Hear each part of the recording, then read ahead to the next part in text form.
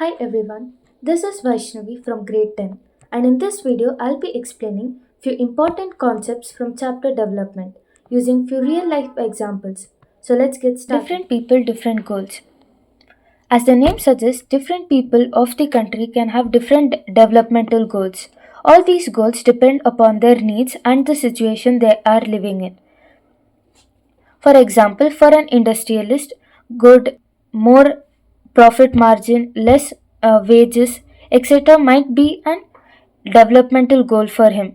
But for the same worker working in the factory would be less working hours, more wages, and better treatment. The next one is income and other goals.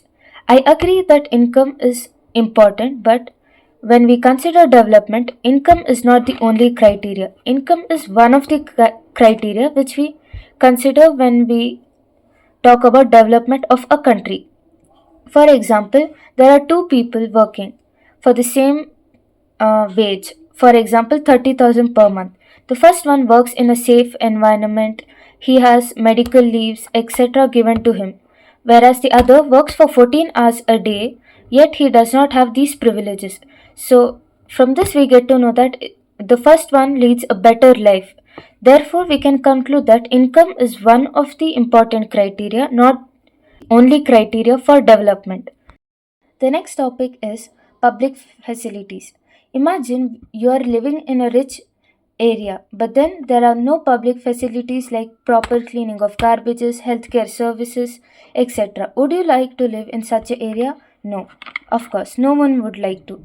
But if you are living in a moderate income area but you have free access to healthcare, libraries, and other facilities, this would make you really happy and you would want to live there.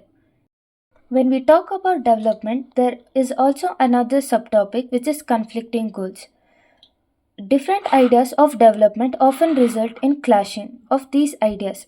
Conflicting goal is when, let's consider an example where there are factories set up. It is of course good for the workers working, but it affects negatively on the people living nearby and also on the environment. Let's take another example where we are cutting trees to make highways. It is really good for transportation, it increases the transport, the businesses, trade, etc. But at the same time, we are damaging our own environment and the future of our planet Earth. So, this says that for what might be a development for one may not be for others. So, this is known as conflicting goals. The next one is national development. Whenever we talk about national development or about countries, we often talk is it developed, underdeveloped, or developing. India is a developing country as of now. For considering a country to be nationally developed, we look at few indicators like except income, we look at basic facilities, equality, justice, etc. are there in that country or not. For example, in country A, all the people are rich, but there's poor education system, no proper healthcare facilities. Whereas in another country, there are moderate income people, but there is free access to healthcare, moderate or very good education. So, living in the second country would be a better choice. Next is how do we compare? Comparing two countries or states. We often compare two countries or states based upon their per capita income, but that does not show us the whole story.